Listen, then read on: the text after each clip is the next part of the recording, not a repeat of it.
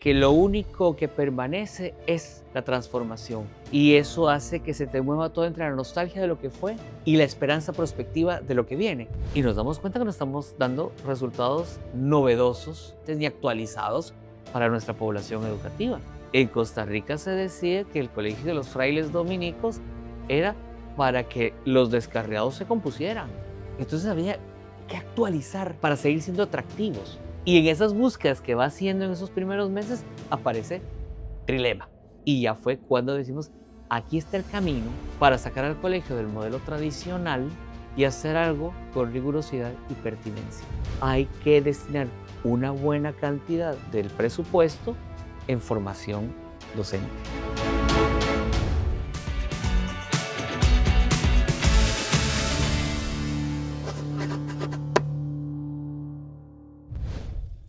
Hola Mario, Hola Martín, ¿cómo estás? Un placer estar contigo. muchas gracias. Depeche Mode, un cubo Rubik y un fraile. ¿Qué tienen en común? Esto parece casi un chiste, ¿no? Bastante, bastante. ¿Qué hace Depeche Mode, un cubo Rubik, un fraile, mezcla explosiva? ¿Qué pueden tener en común? Todo, todo. Yo creo que si algo he aprendido los últimos años que estoy en educación es a interrelacionar todas las cosas, porque al fin y al cabo somos un ecosistema donde todo confluye, desde los gustos y pasiones más personales, que son tan personales porque surgen de cosas que has aprendido estando con otros. Nadie somos tan originalísimos que tengamos algo que no provenga de experiencias con otros o con otras personas. Y entonces, pues bien, Depeche Mode pertenece a un momento de mi vida en la que me reencuentro con un tipo de música, el Wave que se llamaba en aquel entonces y todavía se le denomina, y encuentro canciones con sentido que transforman, que hacen una lectura de la vida entre nostálgico y prospectivo. Es una mezcla rara el electrónico de Depeche Mode, maravillosa de por otro lado, ¿verdad? Pues bueno, lo hace y lo vive un fraile, un hombre de fe que busca la trascendencia, que busca encontrar sentido a la vida y a las cosas. Y en esa búsqueda de sentido que acompaña a Depeche Mode, buscando junto con mi comunidad religiosa, sobre todo con un compañero, Fray Alexis, con quien llevamos, nos han dado pues un poquito de hace algunos años el llevar la gestión de nuestra institución educativa, Los Ángeles School en San José de Costa Rica, pues le encuentro sentido junto con él a un cubo que nos presenta o llega a nosotros gracias a Carmen Pellicer y descubrimos que precisamente el sentido sigue siendo el que todo cambia, el que todo está en constante movimiento, el que lo único que permanece es la transformación.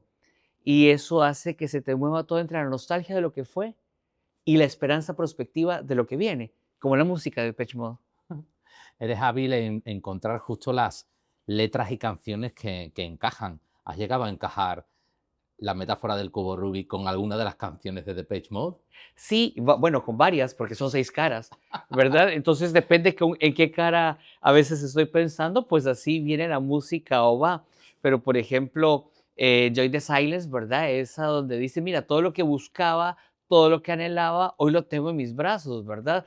Con esta comunidad que somos, con Fray Alexis en el colegio, veníamos buscando por años el je ne sais quoi de la educación, ¿verdad? Que dicen los franceses, el kid, aquello que une los sueños, pero a la vez la pertinencia, pero a la vez la rigurosidad, pero a la vez el disfrute, la alegría de la educación, y tomábamos de aquí, tomábamos de allá. Entonces, de pronto, cuando lo encontramos, pues es un momento místico casi, ¿verdad? De quedarnos callados y disfrutar el silencio. Nuestras búsquedas, lo que queríamos, está aquí, lo tenemos en nuestros brazos.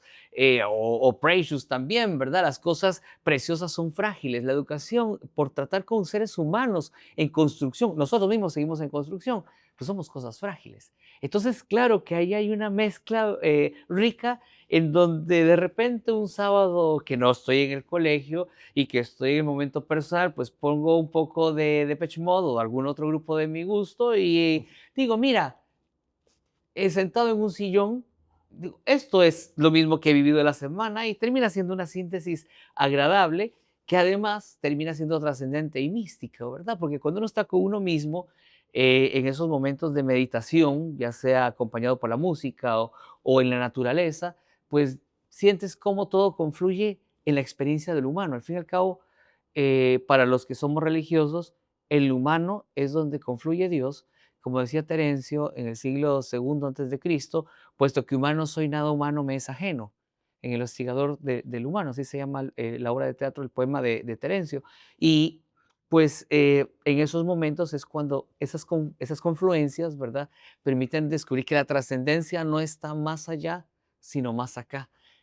En un cubo, en una comunidad religiosa, en un colegio, en unos chicos, en unas familias, que al fin y al cabo confluyen para sentirte cerca del humano, por lo tanto cerca de Dios. Hemos dicho 3 cosas, ¿no? Depeche Mode, el cubo Rubik, fraile. Sí. Dime al menos 3 más para seguir con la analogía de las 6 caras del cubo que podrían presentarte de quién eres. Bueno, yo creo que pasión por el mundo.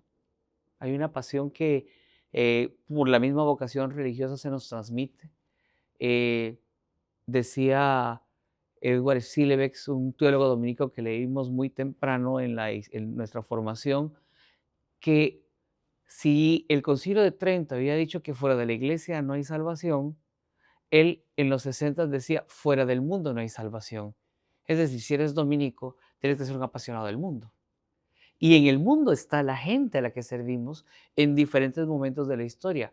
Hoy, pues son los chicos, ¿verdad? Concretos de nuestra institución educativa, de Los Ángeles School. Y yo creo que los que estamos en este momento en la comunidad que atiende a Los Ángeles School en San José de Costa Rica, pues somos unos apasionados del mundo, unos apasionados del ser humano, ¿verdad? Esa es otra faceta, otro ítem que nos tiene ahí. Yo diría la literatura. Ajá. La literatura, en concreto la novela de algunos autores latinoamericanos sobre todo y algunos que abordan el tema pues más de lo humano, ¿verdad? Desde, por poner más clásicos, los libros de Fyodor Dostoyevsky, ¿verdad? Me apasiona leer y releer El Idiota cuando en uno de los momentos se dice aquella frase, solo la belleza salvará el mundo. Ujú. ¿Verdad? Es una cosa magnífica. Últimamente he estado leyendo a Héctor Abad, que es un autor colombiano que tiene un par de novelas preciosas, Se olvidó que seremos, ya solo el título habla de esa nostalgia, ¿verdad? Yo diría nostalgia de lo infinito, le dice Juan Velasco hace algunos años en uno de sus libros. Y hay uno precioso que se llama Salvo mi corazón, todo está bien, ¿verdad? Donde es alguien que tiene un problema cardíaco, pero que al final en medio de ese problema descubre otra vez la pasión por lo humano. Entonces la literatura viene así como de Depeche Mode por un lado en música y esa línea de música, valga la redundancia, junto con la literatura a terminar de armar otra cara, ¿verdad? Y desde luego, por vocación también desde lo religioso, la teología. Yo creo que ahí hay otro aspecto que también se liga con el cubo, porque al fin y al cabo el cubo tiene un área de espiritualidad y es pedagogía, y la teología tiene que ver con la pedagogía también, pero es una forma de comprender el mundo, de intentar leer el mundo, de intentar comprender la trascendencia, ¿verdad? Entonces, para mí hay componentes ahí mezclados de este ser humano que está aquí contigo, ¿verdad? Que me gusta definirme así. El otro día decía Fray Mario, bueno, yo cuando nací no me escribió como Fray Mario, me escribió como Mario. Claro. Coincide que soy fraile dominico y eso le ha enriquecido a este ser humano de una manera plena, como lo enriquece su comunidad religiosa, como lo enriquece en los últimos años Rubik, como lo enriquece la música, de Depeche Mode, como lo enriquece la literatura, como lo enriquece el mundo en cada uno de los aspectos que logro encontrarme con el mundo. Ujú. Una fe inteligente y has cogido la frase del idiota que claro que nos cautiva a todos de la belleza salvará al mundo. Tu colegio es un colegio tremendamente bello, que habéis cuidado con mimo y con cariño. Eres gerente del colegio Los Ángeles School de San José de Costa Rica y tenemos el tremendo honor de habernos sentido un poco como casi elegidos por vosotros porque en 5 años estás en un nivel de excelencia que incluso hemos llamado esto de los sellos, ¿no? En sello oro, con orgullo y casi emoción compartida, ¿no? Eh, ¿Cuánto hay de posible sufrimiento en un proceso de transformación tan fuerte? Porque yo creo que has has llegado a expresar en los momentos que hemos estado juntos, que ya que vino una crisis por la pandemia, que como que lo vivamos todo ahí, ¿no? Como crisis, pero es como aparentemente muy fácil decirlo, porque ojalá no existiesen las crisis o casi las catarsis. ¿Cuánto hay de resiliencia ante un cambio tan radical que habéis hecho en vuestro colegio? Yo creo que aquí la fe juega un papel fundamental y los textos sagrados que nos acompañan a los católicos, ¿verdad? En este caso, a los frailes, que somos una orden religiosa católica. Em, si el grano de mostaza no muere, no puede brotar, ¿verdad? Entonces, toda crisis, toda transformación tiene una dosis de sufrimiento, es inevitable. Pero cuando ese sufrimiento es leído desde la esperanza de lo que se puede construir, ese sufrimiento es abono, por lo tanto es fértil. El problema es cuando vivimos los sufrimientos en la desesperanza, que también los hay en la vida, ¿verdad? Que también los hay. Pero entonces, en el caso de transformación e innovación en los Ángeles School, yo creo que nuestra comunidad religiosa, es decir, Fray Alexis y yo, concretamente, que somos los que llevamos la obra, eh, hemos logrado descubrir que las dificultades y las vicisitudes están abonando algo nuevo. Y también, porque, insisto, la fe aquí juega un papel importante.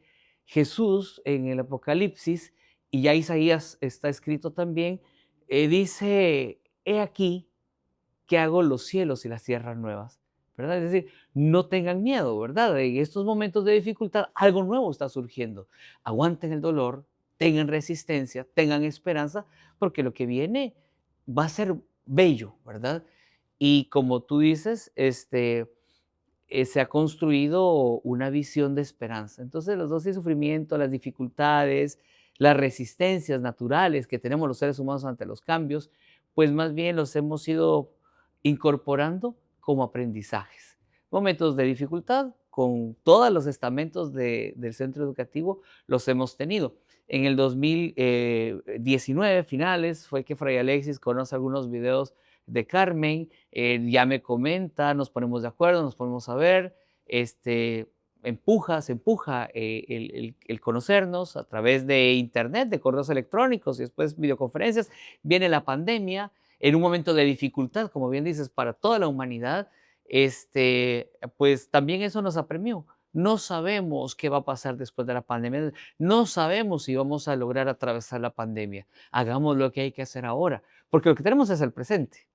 El mañana no lo tenemos comprado, no lo sabemos. Entonces, empujemos los procesos y lleguemos hasta donde podemos llegar. Y esa decisión que se toma, pues llega hasta hoy 2025 con una institución transformada. Entonces, aquí sí, para poder asumir la dificultad o la crisis de la transformación o el dolor de la transformación o el sufrimiento de la transformación, creo que sí ha sido importante el vernos como comunidad religiosa con Fray Alexis. En ese momento yo estaba llevando la pastoral, Ujú. Fray Alexis la dirección general, luego vino un momento en el que intentamos ampliarnos a otra institución que ayudamos a unas hermanas a regentar por 2 años y ahora he vuelto y ahora seguimos trabajando en equipo con Fray Alexis, él sigue la dirección general y yo estoy asumiendo la gerencia administrativa financiera con una ventaja, ¿verdad? Y es que como ya pasamos, y en el otro colegio yo la dirección general, también vemos las cosas en común para que este proceso continúe, ¿verdad? Entonces la comunión del hacia dónde nos ayuda mucho también a seguir solventando las dificultades y los dolores y sufrimientos que a veces hay. Nos has hablado de nuestro amigo Fray Alessi, que creo que me lo voy a apuntar por aquí para hacerte una pregunta sobre él, pero eh, tú trabajas con mucho tipo de gente, también te has movido mucho por el mundo. Yo siento a veces que cuando uno desde la fe, pues dice lo que has comentado tú, ¿no? Como que puede ser fértil en momentos de sufrimiento, ese aguanta, entre comillas, ser resiliente. En el diálogo con los que no pueden profesar esa frase desde la fe, ¿tú cómo te encuentras? ¿Cómo podemos decirle a alguien que está pasando un momento de sufrimiento, es una catarsis, incluso vinculada a otros procesos que no tienen que ser necesariamente los escolares, ¿no? Ujú. ¿Cómo dialogas con ellos cuando ahí más bien lo que produces es una brecha que no se puede comprender? Claro. Para empezar, incluso con la gente que profesa algún tipo de fe, es deslindar lo propio de la vida humana de la percepción de la divinidad que se tenga. Es decir, la vida humana padece de accidentes. Las cosas no te pasan por ser bueno, o muchas cosas no te pasan por ser bueno o malo, pasan porque somos seres humanos y la naturaleza humana está condicionada por accidentes. Es decir, mi madre murió de cáncer y una mujer que se cuidó, que comía bien, que hacía ejercicios y murió relativamente joven, 70 años. Mi papá había tenido un accidente hace unos años que más bien uno dice, haciendo las cuentas, el que se recuerda era mi papá, no mi mamá. Pero uno dice, el cáncer es aleatorio, es accidental, son unas células que se distorsionaron, que evolucionaron mal y provocó algo en el cuerpo. Yo no le puedo echar la culpa a Dios, no le puedo echar la culpa a mi madre, no le puedo echar la culpa a mí que no estuve porque estaba de misión en otro país. Sí, estar vivo, correr el riesgo de vivir, es correr el riesgo de pasar momentos de sufrimiento. Entonces, asumir la vida desde ahí, y ahí no hay nada de fe, es ciencia pura, ¿verdad? Te pasa porque te pasa. Es empezar a disfrutar. Entonces, ¿cómo acompaño estos procesos? Más bien desde aprenda a disfrutar la vida. El otro día hablaba con alguien sobre la inteligencia espiritual, que no tiene que ver con lo religioso, ¿verdad? Sino como condicionante estructural del ser humano, es decir, la capacidad de trascendencia. Digo, ¿no te ha pasado alguna vez que vas a la playa? Costa Rica tiene unas playas hermosas, todos invitados a que vayan a Costa Rica, porque es hermoso ir a las playas de Costa Rica, y te sientas un atardecer a las 5 de la tarde, ves el horizonte frente a la playa con una bebida, lo que sea, ¿verdad? Que te guste, y de pronto el cielo se torna morado, pero naranja, pero azul, pero rojo, y de pronto no sabes por qué y empezaste a llorar. Sí, y uno dice, ¿qué me está pasando? Si no tengo nada ni muy alegre ni muy triste, simplemente te conmociona, ¿verdad? Esa dimensión frente a la vida, conmocionarte porque estás vivo. Por ahí empieza el disfrute real de la vida. Esos momentos no son muchos, porque estamos inmersos en una cotidianeidad que hace que veamos lo negativo, ¿verdad? Y que potencialicemos lo negativo, lo que nos duele, porque somos un poquito como que nos gusta el sufrimiento, buscado y querido, y no el que toca. Entonces, frente a esa actitud que a veces tenemos los seres humanos, el disfrute tampoco está en el emborracharte, en el drogarte o en el sexo desenfrenado o en el llenarte de cosas. El disfrute está, como diría Serrat, en aquellas pequeñas cosas que nos hacen llorar cuando nadie nos ve o cuando nos ven, da lo mismo. Ahora me haces unir cosas, ¿eh? De todos ¡Qué modos, peligro! porque el cuando nadie nos ve me recuerda cosas, me lo voy a apuntar por aquí para preguntarte después. Espero que no abramos tantas llaves que nos cueste coger el hilo del transformando escuelas, que es un poco lo que nos interesa, ¿no? Pero qué difícil es, ¿no, Mario? Decir a alguien que se puede disfrutar de las cosas pequeñas de la vida cuando está sufriendo, justo cuando está sufriendo. Se les puede decir un poco como en el contexto alrededor, ¿no? Para que vaya configurando sus cimientos, para que vaya entrenándose, aprendiendo, pero justo cuando estáis, justo cuando estabais en pandemia, vosotros lo solucionasteis con vuestra fe, con vuestra visión, los que no, ahí, ¿cómo se acompaña ese grito de dolor y de incomprensión? Yo creo que precisamente algo que eh, todas las tradiciones de espiritualidad, sea la que sea, ofrecen como parte de su compendio de sentido, es decir, lo que vale la pena, que no son las doctrinas, sino es el sentido último, la experiencia fundante, y es la memoria, la memoria, la memoria de lo vivido. Porque ese momento del sufrimiento es muy rudo y focalizamos todo en ese momento, pero se te olvida todo lo bueno que has vivido previamente, que al fin y al cabo es lo que te sostiene para atravesar ese momento. Lo que te sostiene no es lo que te dicen los demás, lo que te sostiene es la memoria, la anamnesis, le llamamos en el mundo de la liturgia católica, ¿verdad? La anamnesis, la memoria actualizada de lo que se ha vivido. Yo recuerdo a mi padre con mi madre murió no siendo ella, digo yo, ¿verdad? Porque el cáncer consume. Y mi papá la abrazaba como el primer día.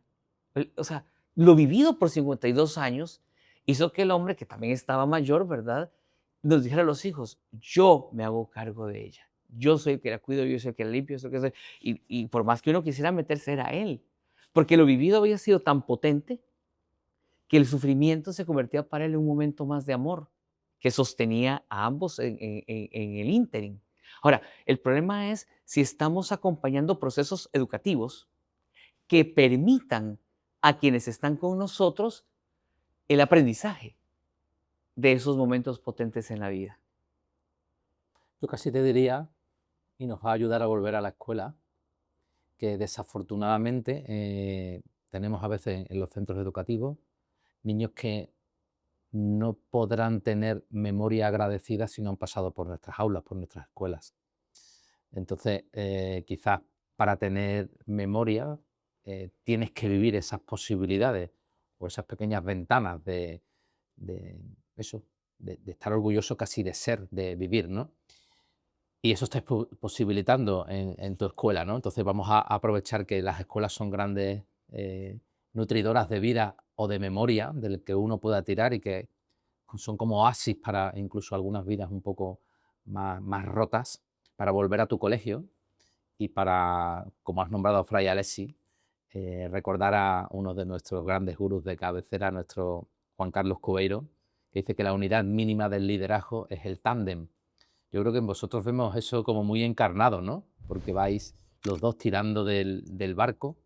Eh, no sé si quieres elaborar también un poco más esta idea, ¿no? ¿Cuánto de importante es ese tándem? ¿Cuánto de importante a nivel de liderazgo es que esa visión que tenéis vaya vertebrando al resto del equipo directivo? ¿Cómo equilibramos la visión del que tiene que tomar decisiones con luego el vertebrar que esas decisiones vayan hacia abajo? Yo creo que desde la forma de ver de los dominicos debería ser lo que respiramos, la, la comunión, el consenso, que no significa estar de acuerdo en todo, ¿eh? Pues también nos hemos sentado y hemos tenido nuestras diferencias de visión en momentos, mira, yo lo hubiera hecho así, yo lo hubiera hecho así, pero bueno, ya se hizo, ¿verdad? No significa que es una luna de miel, por supuesto que no, pero el consenso final, es decir, poder tener claro en una institución educativa que los que toman decisiones, los tomadores de decisión, saben a dónde quieren llegar y sobre todo cuáles son las características de cómo llegar a eso, disminuye tensiones infértiles, Ujú. ¿verdad? Hay que tener tensiones, pero que sean fértiles, que nos ayuden a cuestionarnos, mirar, podríamos haberlo hecho mejor, pero no esas tensiones intestinas que a veces lo que producen es parálisis, ¿verdad? Entonces, ahí hay un tema importante. Entonces, también para nosotros, ¿qué significa comunidad, verdad? Comunidad no significa estar de la mano todo el día diciendo qué lindo soy, qué bonito soy, cómo me quiero o cómo nos queremos. No, es, hay tanto por hacer, ¿qué podemos aportar? ¿En qué sos bueno? Mira, creo que sos mejor en aquello, creo que vayamos a analizar. En la medida en que los líderes, los tomadores de decisión plena, muestran eso a los demás, el siguiente estrato de liderazgo se suma Ujú. porque encuentra no fisuras, que es el problema que tenemos en las instituciones donde hay cuerpos directivos o juntas colegiadas, ¿verdad? Que buscan por dónde filtrar para no seguir avanzando cuando hay un modelo de innovación, ¿verdad? Entonces, el consenso nos permite evitar esas filtraciones e ir caminando en unos momentos más rápido, en otros más despacio, pero sin perder un ritmo de avance. Entonces, eso a nosotros nos ha ayudado, ¿verdad? Hablar, ¿verdad? A veces, como somos comunidad religiosa, pues a veces hablamos en la noche, ¿verdad? Viendo un programa de televisión, ¿te diste cuenta de eso? ¿Te diste cuenta? Porque a veces el día se nos va también, ¿verdad? Hay días que ni nos vemos, porque yo estoy en unas cosas administrativas, él está en otras cosas pedagógicas, y no nos da chance. Pero a veces el momento de la noche nos permite seguir con una eh, tensión menor, ¿verdad? Porque estamos en un ambiente ya del convento que nos permite pues, ver las cosas de otra manera, ¿verdad? Entonces yo creo que por ahí el tándem, ¿verdad? Esa palabra tan bonita, tan expresiva, ¿verdad? De lo que se busca, para nosotros es consenso, ¿verdad? Los dominicos padecemos de esa costumbre que es hablar mucho entre nosotros. Tardamos mucho en decir a veces las cosas, más de lo que quisiéramos, pero es que hasta que no estemos convencidos de que hay consenso, por lo tanto, que se va a realizar lo que decidimos, a veces nos cuesta tirarnos al agua. Pero fíjate, vosotros, o sea, yo diría ahora que te estoy escuchando y más bien diría, o sea, para mí también sois un ejemplo de mucha preparación, mucha visión, que para nosotros la visión profética se convierte en realidades, pues precisamente vinculada a toma de decisiones, porque habéis hecho un cambio rápido y eficaz y sois devoradores de formación, pero más allá de ratones de biblioteca, estáis tomando decisiones continuamente, en este caso en el centro que yo conozco, aunque también estuvimos con la otra institución un par de años ahí navegando, continuo. O sea, sois el ejemplo perfecto de mucha preparación, mucha visión, eh, no paráis de devorar formación y capacitaciones, pero mucha toma de decisiones. Pero me estás diciendo que a veces sois lentos, yo no lo veo, no sé, Bueno, me lo tal, pierdo. tal vez porque quisiéramos ir más rápido, entonces uno siente una cierta lentitud, ¿verdad? O respecto de un mundo empresarial más pleno, ¿verdad? Donde puede ser más ágil, nosotros somos un poco más, ¿verdad? Sin embargo, también la rapidez de este proceso en concreto proviene de momentos inspiracionales profundos. Cuando Alexis llega al colegio, que es como 2012, si no mal recuerdo, yo llego en el 2014 finales, ¿verdad? Ya se venía haciendo una pequeña transformación en el colegio. El colegio fue fundado en 1932 y un compañero nuestro, un hermano nuestro, fue director casi 40 años. Vino un primer proceso de transición que fue trasladar la institución de frailes españoles a frailes centroamericanos y así dio un primer proceso de transformación y se dieron pasos importantes. Luego llegamos nosotros y coincidió con que la orden cumplía 800 años de fundación en el 2016. Y coincidió con que de alguna manera iniciamos el camino entre los 80 y los 100 años. En el 2032 cumpliremos 100 años. Y con Fray Alexis nos preguntamos, bueno, esto que se ha hecho es importante porque llevan 80 y tantos años el colegio, significa que es pertinente y han salido expresidentes del colegio, ahora estamos en proceso electoral, hay dos candidatos, una candidata y un candidato exalumnos nuestros, entonces, y en muchos ámbitos de, ¿Peleando entre ellos o creando peleando entre ellos, no, consenso? peleando entre ellos, ¿verdad? Pero No esperemos le de, habéis es que no enseñado. estuvieron con el modelo Rubik todavía, es que las Bueno, has cosas dicho no son, que el consenso es dominico, has dicho. sí, sí, pero bueno, una vez que salen, van a donde van. Y bueno, se coincide entonces que empezaba la ruta hacia los 100 años, 2016, 800 años, se empieza a ver con mucha claridad lo que hemos dicho que empezó hace varias décadas de una transformación mundial y nos damos cuenta que no estamos dando resultados novedosos, ni actualizantes, ni actualizados para nuestra población educativa. O sea, mantenemos un modelo tradicional y aquí, no solo una confesión, ¿verdad?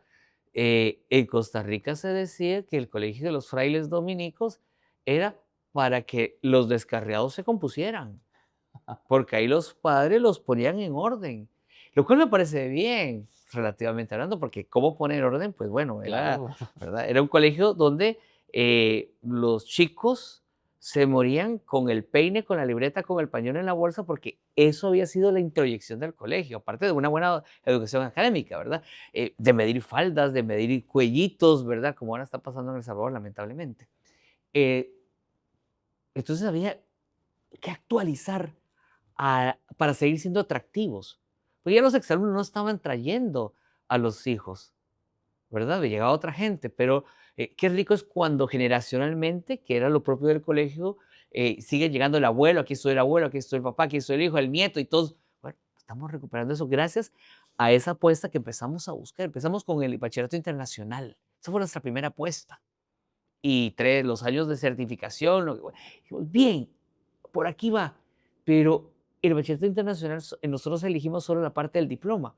¿Cómo impactar el resto del proceso y mantener el sistema nacional e internacional, que mantenemos los dos, con pertinencia, con significatividad, con innovación? Y buscábamos por aquí, llegaban unos capacitadores para todos los colegios privados en metodologías activas, nos gustó, se le metió, íbamos ahí dando pasitos, pero nada sistemático, nada sistemático. Y ahí fue cuando en ese 2019, por esas razones de la búsqueda, porque no son casualidades, el que busca encuentra, dice el dicho, ¿verdad? Ujú. Entonces, Alexis estaba buceando ahí, estaba él también con el deseo de hacer psicopedagogía, ¿verdad? O como el expertise en algo Ajá. más concreto, porque somos filósofos, somos teólogos, somos ciencias políticas, pero no tenemos el expertise académico en pedagogía. Entonces, él es el primero que se mete, y en esas búsquedas que va haciendo en esos primeros meses, aparece Trilema. Me lo manda, me engancho, nos enganchamos los dos, ¿verdad? Y ya fue cuando decimos, aquí está el camino, aquí está el camino donde hay una empatía entre lo que ellos proponen, lo que nosotros pensamos y la espiritualidad dominicana. Había una confluencia también de quereres, de intuiciones, más que de quereres, ¿verdad? Y fue cuando terminamos de apostar. Aquí está el camino que estamos buscando para sacar al colegio del modelo tradicional y hacer algo con rigurosidad y pertinencia, donde las caras que tocaba eran las caras sistematizadas. Digamos, nos habían hecho ese trabajo de alguna manera. El problema para nosotros fue después cómo implementarlo, ¿verdad? Pero estaba hecho. Ayúdanos a visualizar el cambio, ¿no? Sobre todo, bueno, luego quizás mis compañeros pondrán alguna imagen de tu colegio, pero ¿qué tal si jugamos un poco a, en 2019, X, en 2025, Y? Quiero decir, vamos a visualizar el cambio. O sea, que diría, pues antes las aulas estaban así y ahora en nuestro colegio están así. O sea, como 2 o 3 elementos, 5, no sé, a ver cuántos llegamos, ¿no? 2019, algo que había y ahora hay otra cosa. Por ejemplo, Exámenes. exámenes. ¿Y ahora qué hay? Ahora hay exámenes. Menos. No, no, es Lo dices importante más decirlo. bajito, lo dices más bajito. Sí, porque no se quitan del todo, ¿verdad? Sí, Y depende el nivel, porque antes había exámenes en todo, ahora es el nivel. Pero ahora sobre todo, y eso es lo hermoso, hay una percepción de la valoración del proceso. Es decir, no existe solo lo cuantitativo no lo puedes quitar porque hay reglas, ¿verdad?, del claro. Estado que te lo dicen, pero lo cuantitativo cada día gana más y más, y el papá y el niño, o el adolescente, la adolescente, empieza a disfrutar su proceso de aprendizaje y no a sufrirlo, porque cuando solo habían exámenes, lo sufren. Lo sufre el que estudió todo el semestre y el día anterior se le olvidó todo. Lo sufre el que estudió solo el día anterior y no sabe si se memorizó. Y creen que eso, la nota, o creían, ¿verdad?, que la nota era toda su identidad. Ujú.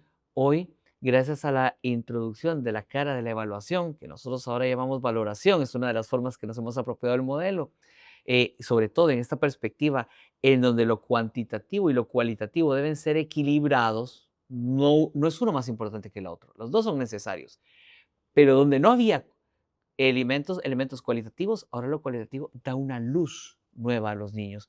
Bueno, no solo luz, ¿eh? Nos habéis pasado las tablitas de los resultados y del ingreso universitario y ahí, o sea, que ha impactado en positivo hacia arriba, podríamos decir de Claro. alguna manera, No, y ¿no? cuando digo luz es eso, ¿verdad? Decía Santo Tomás de Aquino que en la vida todos deben buscar la luz y es mejor iluminar que brillar. Con la cuantitativa exclusivamente había gente que brillaba, porque sacaba unos promedios altísimos, entraba donde quería, pero no iluminaba, brillaba uno. Ahora las generaciones se iluminan entre sí gracias a aspectos como el trabajo cooperativo, ¿verdad? Todo el trabajo de proyectos, todo lo que está y conlleva la aplicación del modelo de Rubik, ¿verdad? De Trilema, permite una visión más de iluminar, que es lo que Santo Tomás de Aquino, además Dominico, promovía más que brillar.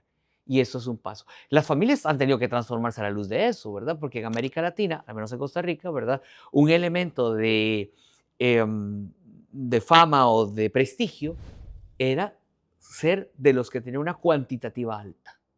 Los inteligentes son los que tienen una cualitativa alta. Y alta. Los demás, pues, les cuesta, o bueno, Ujú. pobrecitos, ¿verdad? Pobres ellos. Acá no. Acá empieza a haber un principio que a nosotros nos interesa también, que es el de solidaridad. Diríamos en un aspecto más religioso, fraternidad, ¿verdad? Pero solidaridad. Entonces, este modelo cambia, nos devuelve a la esencia de por qué los frailes fundaron el colegio en 1932, Porque, ojo, el colegio empezó en la zona sur de Costa Rica, donde teníamos la parroquia en 1932, que era una zona como todos los sures, pobre. Y el colegio empezó para acompañar, atender a los hijos de las señoras que eran empleadas domésticas y que necesitaban una escuelita para sus hijos.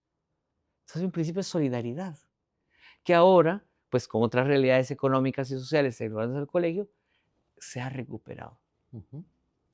Vamos a seguir el Sigamos juego, un ¿no? orden, el orden de las caras, porque si no, no. Bueno, o lo que te salga a la cabeza, Ok, ¿no? Igual que has dicho, pues antes había asignaturas, ahora hay ámbitos, ¿no? O sea, sí, sí, vamos a vamos hacer a ver. ese juego, Ujú, ¿no? ok. Antes, Currículum del gobierno tal cual. Había que cumplir. y ahora, Mapeo curricular donde podemos focalizar la priorización de contenidos y las capacidades que pueden haber entre los currículos de interrelacionarse. Ok. que seguimos. Antes, Metodologías bancarias, que así le decimos nosotros, es decir, el niño en el banco y yo en la cátedra dando clases. Ahora, metodologías activas, cooperativas, empezando por la corona de la reina, que es proyectos, pero no solo, ¿verdad? No solo, sino incorporando una serie de metodologías activas que permiten al estudiante, al aprendiente y al profesor, al docente, interactuar de una manera diferente. ¿algún antes más? Organización. Organización. Antes, ¿cómo era? Departamentos donde solo se hablaban los de una misma materia y departamento de español, departamento de matemática. Ahora lo inter y multidisciplinar claramente evidenciado en los ámbitos que también vienen del modelo Rubik de trilema, en donde las parientes, digo yo, ¿verdad? Las asignaturas o especialidades que tienen algún tipo de confluencia tienen que interactuar. Entonces no hay departamentos, hay ámbitos de 15 departamentos y 15 materias habían, ahora tenemos 3 ámbitos: sociolingüístico, científico-matemático y expresivo. Ujú. O sea, voy a tirar de ahí a lo que has dicho del mapeo, que lo hemos dejado aquí como en la esquina. Y ineludiblemente mi cabeza me ha hecho pensar en lo que hemos hablado antes de la rapidez en el cambio. Porque es verdad que habéis hecho un cambio rápido, pero con fundamento. Habéis empezado por ahí, justo por determinar qué es lo relevante, cómo organizarnos, cómo trabajar las asignaturas, sus contenidos, sus aprendizajes competenciales casi del ser, ¿no? El mapeo, si tuvieses que explicarnos a qué llamamos mapeo, ¿qué es? El mapeo curricular es la estrategia de hacer una evaluación diagnóstica de los contenidos que los chicos están recibiendo por nivel en un proceso evolutivo y descubrir la pertinencia de lo que el currículo nacional, que es el teóricamente obligatorio, propone. Descubrir qué es lo que importa en ese momento de la vida para lograr una evolución real y clara de ese mismo conocimiento en una línea vertical y horizontal. Porque al hacer un mapeo curricular, lo piensas también interrelacionado con los del ámbito, pero sobre todo de cara para arriba, ¿no? Y entonces los tutores y junto con ellos el equipo que lidera, ¿verdad? Descubre repeticiones a veces absurdas, a veces necesarias. Entonces, o validas una repetición, la fortaleces, la respaldas, o prefieres quitar. Entonces, el mapeo curricular te permite pensar el proceso epistemológico y además metodológico de una especialidad y su relación y pertinencia con otras. Cuando no se hace esto, nos ha llegado a parecer hasta el día de hoy, ¿verdad?, que se hace más difícil hablar de interdisciplinaridad y multidisciplinaridad. En todo caso, nosotros ya hacíamos proyectos antes, los proyectos no son una novedad específica del modelo, pero eran proyectos por empatía o por sinergias de otro estilo que no era el meramente vertebral del conocimiento. Y terminaban haciendo, como hemos visto muchas veces, ¿verdad? Proyectos que terminaban siendo pues un juego, un ensayo, un buen momento, una anécdota, y no algo que impactara el proceso de conocimiento o de aprendizaje que los chicos tenían y tampoco impactaban al docente. Esta forma de trabajar en mapeo curricular tiene una doble afectación. Afecta al niño pero afecta al docente, porque el docente también tiene que estar haciendo una actualización anual mínimamente, mínimo, ¿verdad? De aquello que cree que tiene que dar. Y de un año a otro podría cambiar ese mapeo curricular, porque el mundo está cambiando muy rápidamente. Y habría que ver si de pronto aparece ahora con la inteligencia artificial, nos dan algo novedosísimo, ¿verdad? Que cambia e impacta currículo, e impacta metodología y impacta evaluación. Entonces, es un ejercicio constante. Se empieza por ahí, pero no se agota nunca. ¿Y tú dirías y darías este consejo a cualquier rector, director que vaya a tu cole, que vea, bueno, que incluso haya estado en tu cole hace 10 años y lo vea ahora de nuevo y diga, ¿qué ha pasado aquí, Mario? Y te dice, dime 3 cosas por dónde empezar. ¿Dirías esta una? ¿Cuáles les dirías para que también, tú sabes, en la tensión del cambio necesitamos ver que los cambios ocurren para, pues, para apostar, ¿no? Decididamente por ello. Bueno, ahí hay varias cosas, ¿verdad? Pero quizás donde ha sido más paradigmático, porque son las visitas que más tenemos, son exalumnos que llegan y cuando se encuentran con los frailes, con Fray Alexis o conmigo, o con alguno de los coordinadores, ¿verdad? Del equipo, del staff, te dice, ¿qué pasó? Este es el colegio del que yo me gradué. Porque ha habido, incluso físicamente, el colegio ha cambiado. Claro, era un colegio religioso, ¿verdad? Clásico, donde hasta los colores eran los clásicos, ¿verdad? Gris, verde o salmón. Eran los colores de los colegios de religiosos. No sé si era porque era el color más barato en la época, yo no sé, pero ibas a colegios de religiosos y eran esos colores. En el proceso también de transformación que coincidió con pandemia, se hicieron varios cambios estructurales dándole color.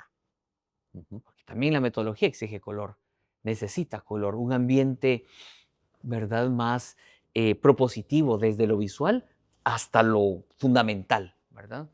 Entonces, cuando alguien quiere iniciar un proceso de estos, primero, convencimiento que es necesario. Si yo no creo que necesito cambiar, no voy a cambiar. A la fuerza, hasta el manjar más rico hace daño. Entonces, las cabezas tienen que estar convencidas que hay una necesidad de cambio, de transformación e innovación. Lo segundo, decidir cuál es el mayor recurso a enriquecer para que el cambio se logre. Y eso significa invertir el capital humano que va a estar en primera línea ayudando a que el cambio se dé. Porque si solo las cabezas saben del cambio, no se puede empujar, ujú. ¿verdad? Ya las cabezas se han convencido que es el primer paso y probablemente han ido a cursos, probablemente se están preparando.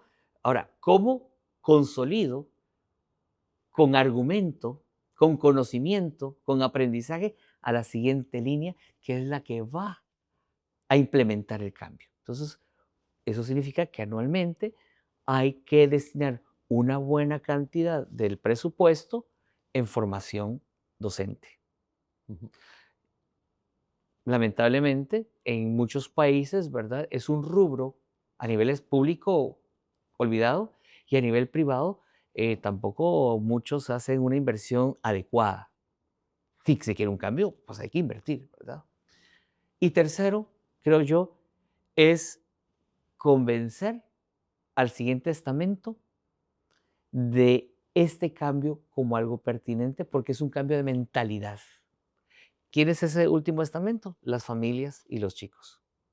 Hacerlos parte, ujú. hacerlos parte. Para mí son tres cosas fundamentales. Es decir, que quienes dirigen, sean dueños o gestionan, estén convencidos que es necesario un cambio. Y cuando digo convencido significa haber encontrado cuál es la ruta del cambio, porque no se puede solo saber que hay un cambio, eso es análisis, No ¿verdad? solo sueños, Síntesis y parálisis. No, es, ok, ya estamos convencidos y encontrar. Una vez que se encuentran, entonces ahora sí, inversión fuerte, inversión en formación. sin duda. Y tercero, cuando ya los que van a implementarlo están de acuerdo o quieren, bueno, a veces no están de acuerdo, pero por lo menos tengan ganas, ¿verdad? Sí, Por lo menos tengan ganas aunque y sea la un poquito. mayoría, ¿verdad? Entonces ahora sí, implementémoslo y en la medida en la que se implementan, como que las familias disfruten. Esto no se puede teorizar, es, yo no voy a contar a las familias cómo es, sino vengan y verán, decía Jesús, ¿verdad? Vengan y vean.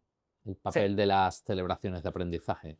que es fundamental, y Yo aquí creo que es un antes y un después. ahí estamos en otra, ¿verdad? Antes se mandaban boletas de nota o día de entrega de boletas de nota, que era el crujir, de llantos, ¿verdad? Porque al que le iba mal, pobrecito, ¿verdad?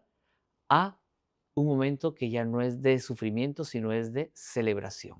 Y la salud del aprendizaje es otra guinda en el pastel, ¿verdad? Es otro elemento que visibiliza de modo claro y abierto el cambio.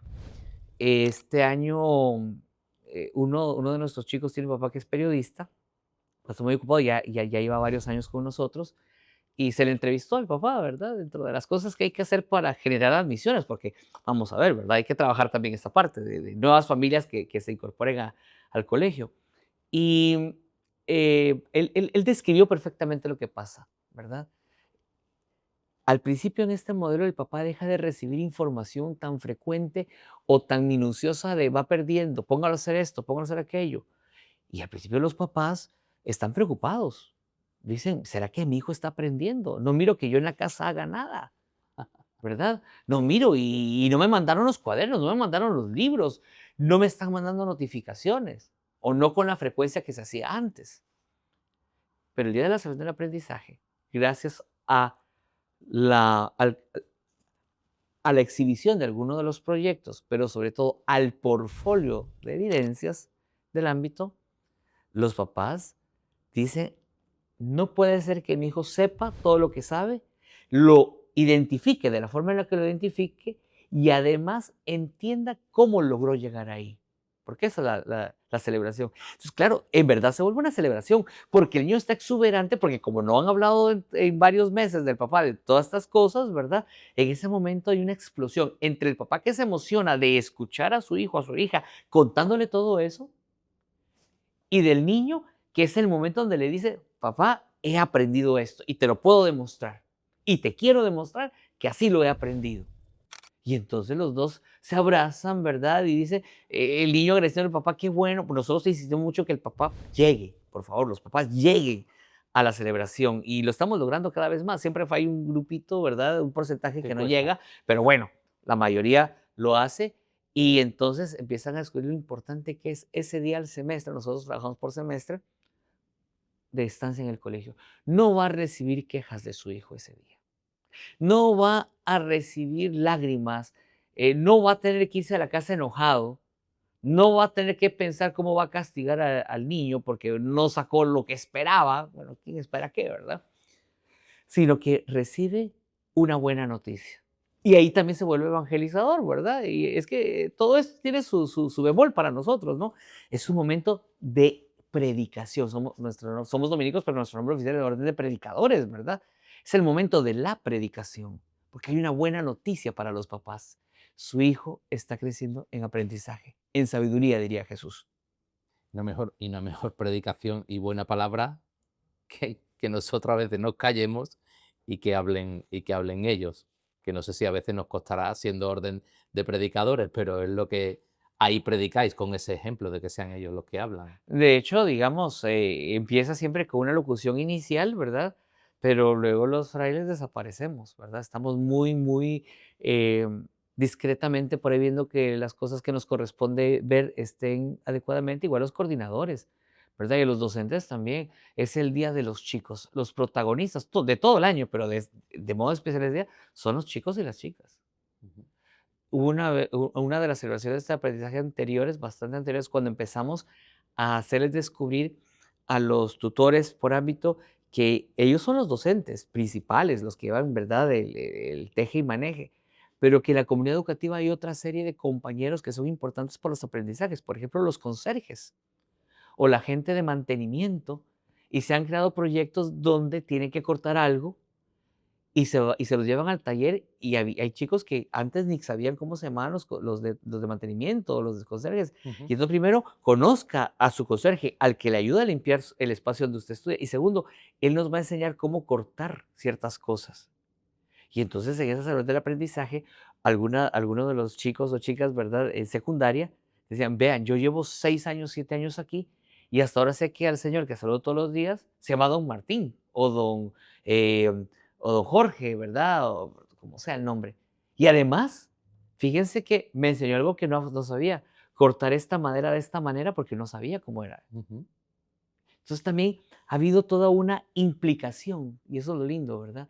Donde, si bien es cierto, los docentes llevan una batuta, sabemos que la orquesta somos todos, desde el papá, el chico, el docente, el conserje, el señor de la portería que les abre la puerta, todos somos fundamentales en este modelo donde todos somos integrados. ¿Sabes qué siento cuando te escucho? Que por un lado sois como un ejemplo vivo de ese todos, de todos son importantes, pero también son importantes las individualidades en el sentido de, de cada uno tiene su importancia. Por supuesto, el alumno, lo acabamos de decir, pero vosotros tenéis ahí una figura que, claro, cuando hablamos de Los Ángeles School, en San José de Costa Rica, yo a veces pienso, pues aquí, los que vivís por aquí en esta otra parte del charco, no tenéis que ir a Finlandia, ir allí y vais a ver el campus. Claro, es que parece que está como muy fashion ir por allá, ¿no? Y creo que hay que ir a tu escuela. Y también tiene un elemento que es muy anglosajón, que lo podríamos poner así con las letras de gurú, ¿no? El responsable del desarrollo profesional docente, que de repente ha surgido también como por historia que habéis tenido. O sea, al final te estoy preguntando por cuánto de importante es la figura de Adrián, con permiso del resto de tu equipo, de que los queremos mucho a todos, eh, en que el cambio que ya habéis producido, como digamos la permanencia en el cambio tiene otras dinámicas, ¿no? Pues cambiar al principio yo creo que es fácil, hay algunos cambios que son rápidos y relativamente fáciles, pero permanecer ya es un poquito más complicado y tiene otras claves. Y tenéis ahí una figura en Adrián que yo creo que es vital, ¿no? Para mantener el cambio. Tal vez para entender esa figura tendríamos que retrotraernos a los grupos Innova, Ujú, porque solo es entendible desde el grupo Innova. ujú, Si no entendemos eso, no vamos a entender qué es él y qué función cumple, ¿verdad? Eh, Innova, como bien lo transmiten ustedes, ¿verdad? Es el grupo de aquellos tutores, profesores que más fácilmente se han incorporado en la transformación y más apertura y más facilidad han tenido para entender el modelo. Entonces, él fue de esos, innova desde, junto con otros, ¿verdad? Algunos permanecen, otros no, ¿verdad? Él hace un proceso de formación con Trilema, ¿verdad? Como todos, como docente. Luego, cuando estuvimos regentando el otro colegio, él se va con nosotros al otro colegio y le tocó una parte de coordinación, con lo cual también termina de comprender las dos caras de la moneda. Y si algo es cierto es que los directores de unidad académica o coordinadores de unidad académica tienen mucho trabajo. Tienen mucho trabajo entre lo burocrático, entre la atención a padres de familia, entre evaluaciones, entre atender a los chicos también, ¿verdad? O sea, es un trabajo muy amplio, tanto a Darío como Cristina, como Andrea, ¿verdad? Que son nuestros coordinadores de unidad académica, tienen mucho trabajo, tienen una población grande que atender. Y a veces esos temas más de funcionario burocrático que es necesario, ujú. que hay que cumplirla, pues les consume tiempo para poder acompañar un poquito más a los docentes, ¿verdad? En la medición metodológica. Y ahí fue cuando ya, cuando empezábamos con, mucho antes de que llegáramos a Trilema, Fray Alexis había pensado un gestor pedagógico, que así se le llamó, a una oficina que lo que quería era ayudar precisamente en articular las metodologías activas en ese momento, ¿verdad? Que fueran más pertinentes para nuestro proceso. Aquello quedó en idea, pero nunca se implementó. Ahora cuando estamos ya en el proceso de regresar a Ángeles, ¿verdad? Pues Fray Alexis me comenta, mira, ¿por qué no retomamos el gestor pedagógico? Y le digo, mira, qué bien. ¿Y quién podría ayudarnos a las coordinaciones? Porque es un miembro de staff que ayuda, auxilia a las coordinaciones académicas para ver cómo tomarle el pulso, auditar, si quieres, que la metodología se esté llevando en la manera que nosotros hemos pretendido y que sea un auxilio para las coordinaciones y para la dirección general, por supuesto, ¿verdad? Entonces, Adrián, ¿verdad? Que era quien conoce ya muy bien el modelo, y ha estado en las 2 partes, sabe también que hay que observar, que hay que acompañar, pero también ha sido docente y ha implementado la metodología él en su especialidad, pues era la persona que cumplía, digamos, las características para apoyar en eso. Y entonces Adrián ahora, pues conlleva eso, también es el que filtra un poco el material, el que le da identidad en ese eso que llamamos Dominicos Education en Los Ángeles School, ¿verdad? Dominicos Education para nosotros es la la síntesis de Trilema y nosotros en nuestra particularidad del día a día. Entonces, él acompaña a los docentes desde preescolar, que son los más pequeños, hasta los de bachillerato nacional, para ayudarles, para decirles, mira, estás teniendo alguna dificultad metodológica, mira, yo te puedo, ve por aquí, ve por ahí. ¿Qué es lo que hace ella Innova? Pero de un modo más permanente y más personalizado. Sigue existiendo Innova, que ahora se llama Veritas con nosotros, le pusimos un nombre más Sí. dominicano, ¿verdad? Más de la orden, ¿verdad? Veritas, esa es una de nuestras frases más queridas, sigue existiendo y sigue trabajando él con ellos y con ellas, porque son varios, ¿verdad? Pero él filtra un poquito más el tema de auditaje, de preparación de material común, de Entrar en el alineamiento, aula también, apoyar en el apoyar, aula. sí, sí, sí, porque ayuda, digamos, cuando llega un profesor, un tutor nuevo, ¿verdad? Que hay que entrenarlo en el modelo. Imagínate si Darío, Andrea o Cristina se dejan entrenarlo, hay que entrenarlo varias horas, varios días. Y hay que focalizarse en eso. Lo sacas de la oficina de atención de un montón de cosas que tiene que atender en el día a día, pues nunca va a poder darle continuidad plena. Entonces Adrián es como el coach Claro, es que ahí. por eso cuando hablas de inversión en capacitación o en formación, también es entendida en un sentido moderno y visionario de la palabra, porque a lo mejor es invertir en que haya una persona con una preparación, una liberación, que haga un apoyo efectivo. Es que hay tantos hilos, eh, pero creo que debemos ir medio terminando Yo también y lo creo. tengo una palabra, perdón, una palabra no. Tengo una pregunta que hacerte porque es algo de lo que ha ocurrido durante estos días que hemos convivido, precisamente cuando has dicho lo de cuando nadie nos ve. Eh, has dicho, no te has descrito así en el principio de la entrevista, ese hobby que hemos descubierto que tienes, que si la geopolítica, que te encanta estar por ahí, eh, ¿tiene algo que ver en cómo diseñáis el cambio para que sea posible, ese hobby tuyo? Sí, no, porque pues, somos lo que somos, ¿verdad? Y tenemos nuestras apetencias, por supuesto. Yo creo que todo aprendizaje que tengamos en nuestra pasión particular, ¿verdad? Nos da elementos. Bueno, ahora que hemos estado en salones, ¿verdad? Una de las preguntas que yo hacía es si lograban ver las conexiones, ¿verdad? Y te voy a poner algún ejemplo. Y yo creo que si ya la formación dominicana, la personalidad particular, en este caso mía, ya me daba para hacer conexiones un poco raras y locas, ¿verdad? Se va acrecentando con insumos que voy recibiendo de otras ciencias, ¿verdad?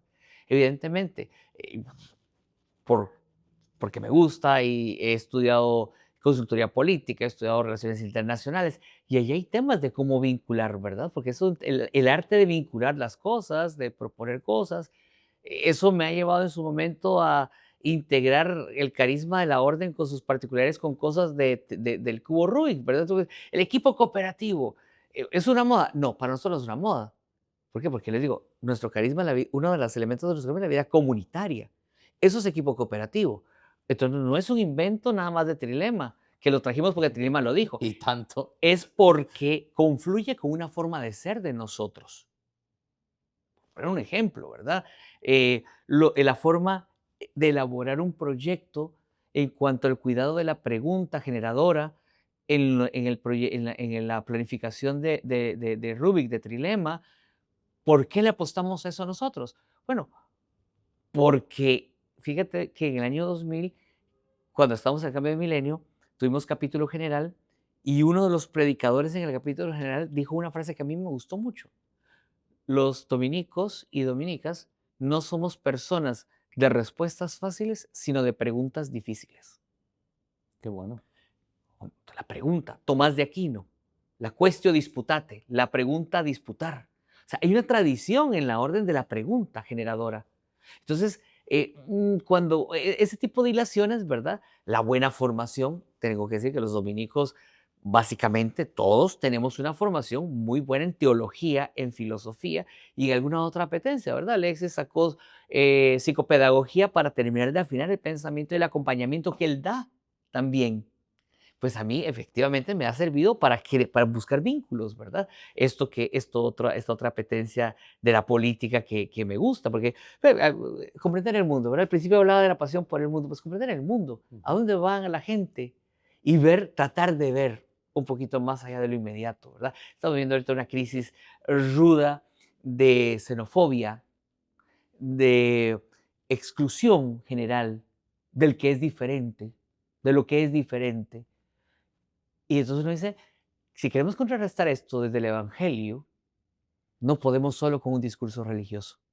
Necesitamos aliarnos, ya que tenemos un espacio que es la educación, cómo se construye argumentativamente gente que sabe convivir con lo diferente. Y ahí entra, ¿verdad? Una visión de mundo, una visión pedagógica, una visión teológica, y empezamos a hacer los linkeos para que esto tenga sentido.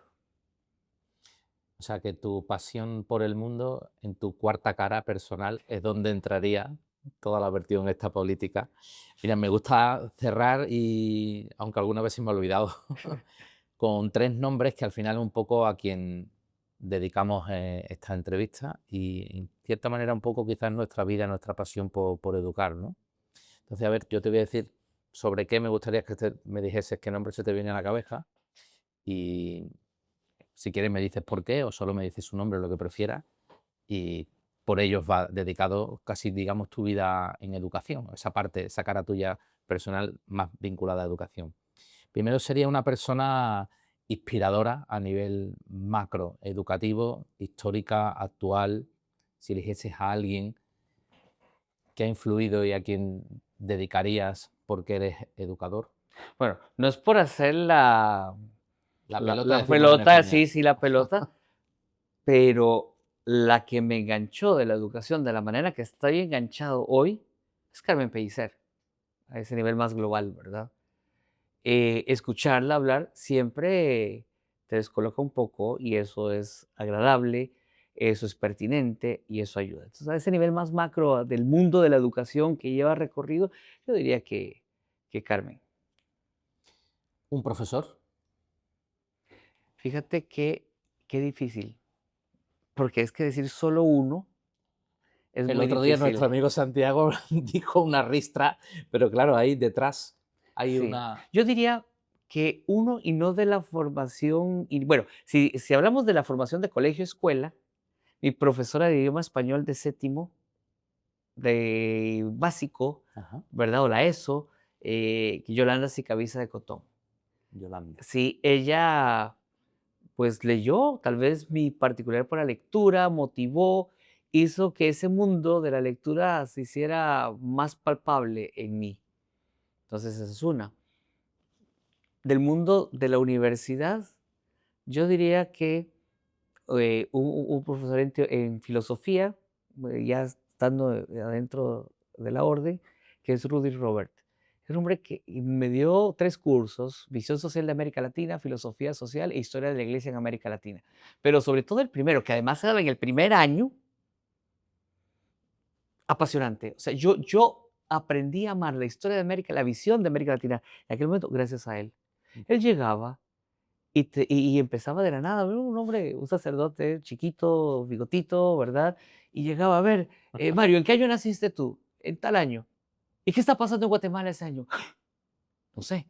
Bueno, ya te cuento. Y pasaba esto, pero esto estaba relacionado con lo que está pasando en Chile, porque en Chile, España y entonces Estados Unidos, y en 10 minutos había armado todo el entramado de relaciones de por qué estaba en ese año la situación como estaba, que decía, Dios mío, ¿a qué horas?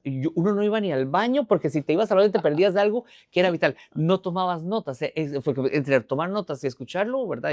No habían laptops ni para grabar, ¿verdad? Era puro lapicerito. Y los exámenes, las pruebas, eran rudísimas. Llegaba, bueno, rudo y rudísimas, ¿verdad? Llegaba y ese día ponía chocolates, caramelos, sándwich, Coca-Cola, de todo en la mesa. Bueno, aquí está la pregunta. Vuelvo, son a las 2 de la tarde, vuelvo a las 8 de la noche, tienen para hacer un ensayo sobre esta pregunta. pueden ir a la biblioteca. Incluso se iba, o sea, ni Sí, vigilaba ni nada. pueden ir a la biblioteca, claro, Azúcar para aguantar. claro, porque hacer un ensayo bien hecho no responde a la copia, aunque uses libros para fundamentar algunas de tus ideas. Tenés que saber qué es lo que pensás de ese tema. Entonces nos entrenó muchísimo, ¿verdad? Rudy. Rudy Roberts, ajá, Escolapio. ¿Y un alumno o una alumna? Es que aquí esto se pone rudo, ¿verdad? Porque luego vamos a decir, espero que no lo vea nadie, no diré de los alumnos, porque es que si no, es que también Di hay, solo el nombre de pila, no diga no, no, es apellidos, que sí, como has bueno, dicho. cuando lo vean sabrán. Hay varios, yo creo que hay varios y voy a referirme a un grupo de estudiantes, de alumnos míos, de cuando yo era seminarista y me tocó por primera vez dar clases en un salón de secundaria, 2004. Voy a Los Ángeles School, que entonces era Colegio Los Ángeles, y me toca dar a quinto bachillerato. Eran dos secciones, íbamos dos estudiantes, dos seminaristas, y a mí me dieron la sección que nadie quería. Pero yo no sabía que nadie quería, me la asignaron y me la dieron. Y era un grupo que, ¿cómo te diré?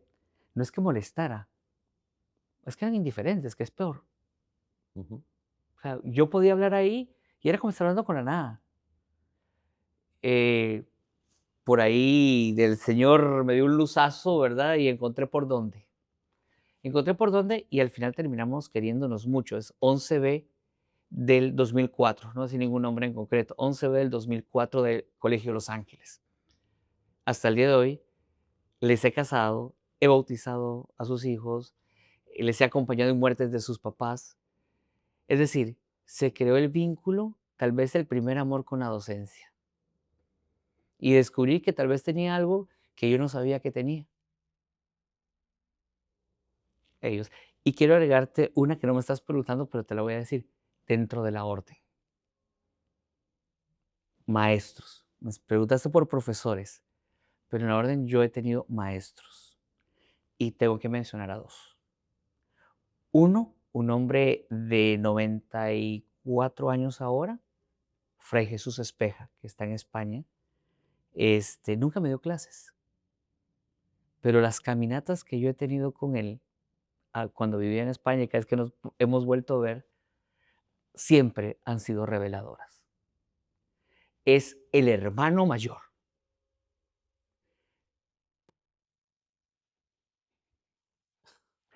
El hermano mayor, Jesús Espeja. Nunca hemos hablado de sus libros, que ha escrito muchos. Nunca me dio clases en salón, pero ese hombre sabía leerte de tal manera que siempre terminaba diciendo, Mario, tú lo que tienes que hacer, su frase, con él he ido a tomarme alguna caña cuando estoy en España, a disfrutar una copa de vino, a ver un atardecer, a comentar algún acontecimiento, a hacer teología, a hacer filosofía, a soñar el mundo. Y el otro, también, porque me ha acompañado en muchos procesos, Fray Alexis, mi compañero de comunidad. Entonces hacía falta esa dimensión, esa cara de mi cubo, Ujú. que es el profesor que tú dijiste, ¿verdad? Los alumnos que tú dijiste, la persona y en la orden también maestros, que no son profesores. Nunca me dieron clases ninguno de los dos. Creo que son los personajes. Hemos llorado varias veces juntos en en este viaje. No tengo, solo tengo que decir gracias por el ratito, no solo el de ahora, sino desde que nos conocimos, por tu alegría, por tu espíritu y encima por ese corazón compartido. Gracias, Mario, por este ratito juntos. Gracias a ustedes por estar y a la vida, que decía Violeta Parra, gracias a la vida por encontrarnos.